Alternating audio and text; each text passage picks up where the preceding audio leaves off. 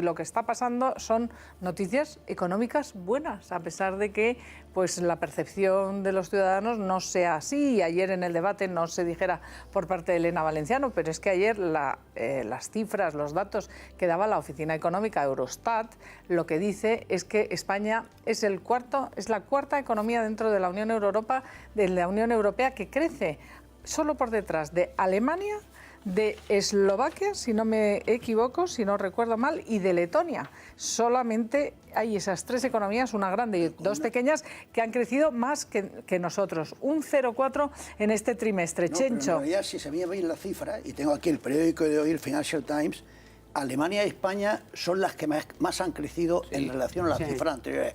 Han duplicado el crecimiento, mientras que Eslovaquia ha crecido. Estaba en 0,5, ha pasado a 0,6. Alemania en 0,4 a 0,8. España en 0,2 a 0,4. Si miras el mapa, un montón de ellas han bajado y Alemania y España son las que más han crecido. Isabel. Sí. Isabel. Y eso sale a toda página en el Financial Times de hoy. Y esto es bueno para un inversor extranjero. Claro. Pero permíteme decir una cosa y así enlazo quieras. este debate del crecimiento de España con el debate de ayer. Vamos a ver.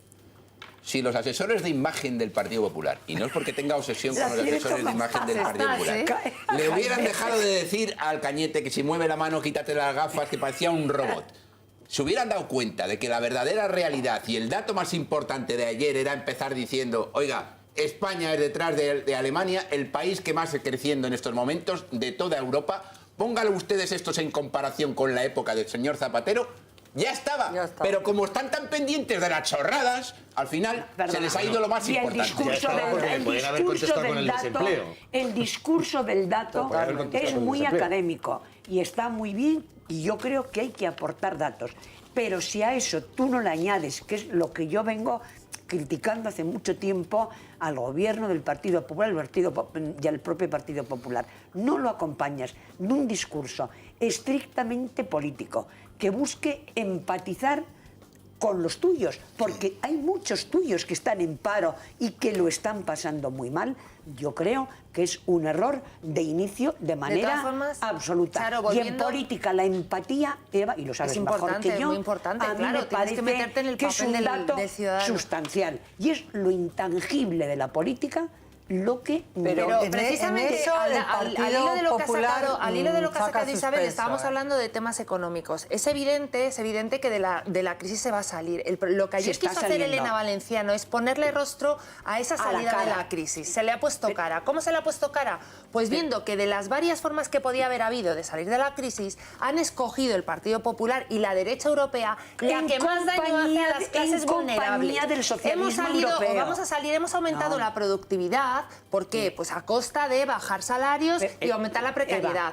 Hemos costeado todo, hemos aumentado los impuestos y ¿a quién se le han aumentado los impuestos? A la clase media. Oye, dejarme terminar. A la clase media y se está destruyendo esa clase media. Es decir, y aquí ayer hubo propuestas económicas precisamente de una lucha contra el fraude que se tenía que haber hablado mucho más de ella y que están hablando que a nivel de Europa se está llevando 1.200 millones de euros cada año solamente en fraude fiscal. Se estaba hablando de cómo habría que volver a conseguir puestos de trabajo de calidad en el sentido de que aumentemos en innovación, en desarrollo, que pongamos patentes encima de la mesa y no solamente a base de bajar salarios. Luego hay otra forma de salir de la crisis. Yo a todo eso, y es lo que nosotros, Elena quiso poner encima de la mesa. Yo a todo eso me apunto. Y creo que el asunto es que es verdad todo. Es verdad que España está creciendo, es verdad que hay mejores datos macroeconómicos que hace 3 años y es verdad que hay gente parada. Y es verdad que hay gente que tiene menos acceso a ayuda. Es que hay que mirar el cuadro completo.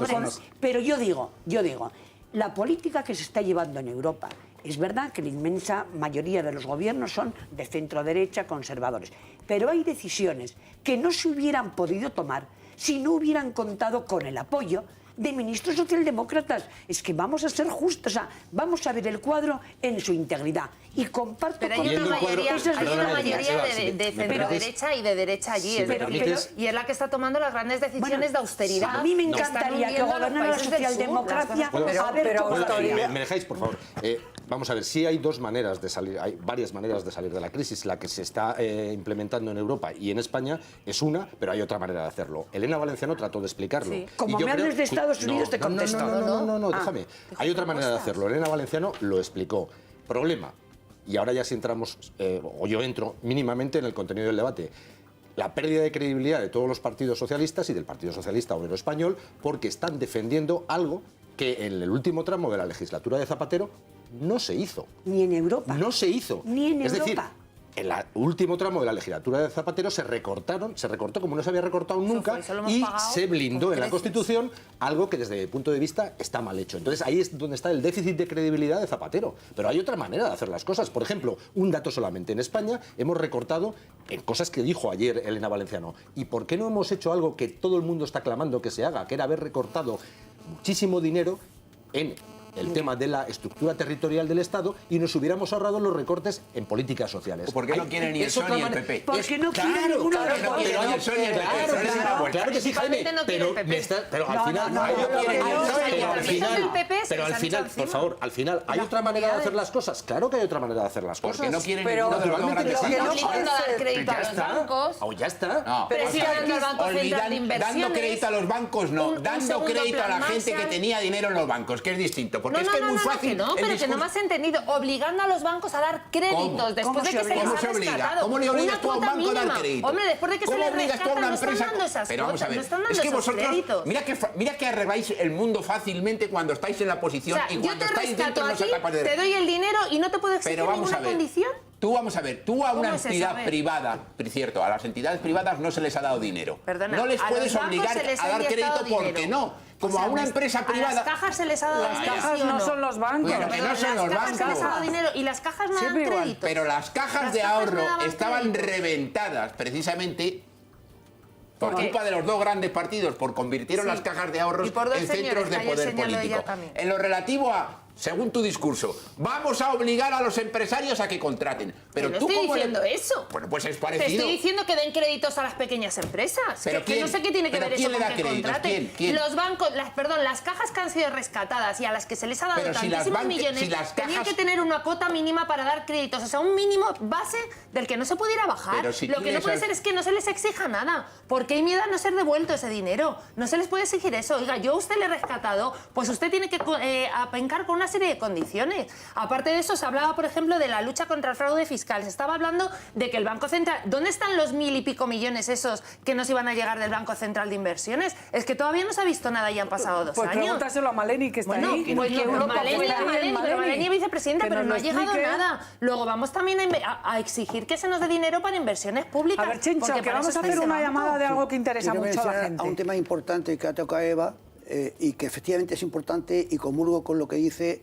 sobre la gravedad del tema, pero no sobre la responsabilidad de quién tiene la culpa. Y es el tema del fraude fiscal. El fraude fiscal en nuestro país es una vergüenza. Ahora, responsabilizar al PP de que está viviendo fraude fiscal, el PP ha hecho más para tratar de recortarlo que hizo el gobierno de Zapatero. Es una vergüenza en nuestro país, pero ha hecho más el PP, un poquito más que el gobierno de Zapatero. Bueno, pues vamos a llegar si tocamos a Europa y termino, los dos países que van más bollantes en Europa dentro de los problemas son Alemania y Gran Bretaña. En los dos, la voz cantante la llevan los conservadores. Un país que está renqueando es Francia con medidas... Italia y Francia con medidas, suponemos que socialistas. Bueno, pues les voy a dar una noticia que a lo mejor no todo el mundo sabe. ¿Sabéis que las compañías eléctricas van a tener que devolver una media de 25 euros a cada uno de ustedes, a cada uno de los que están ahí?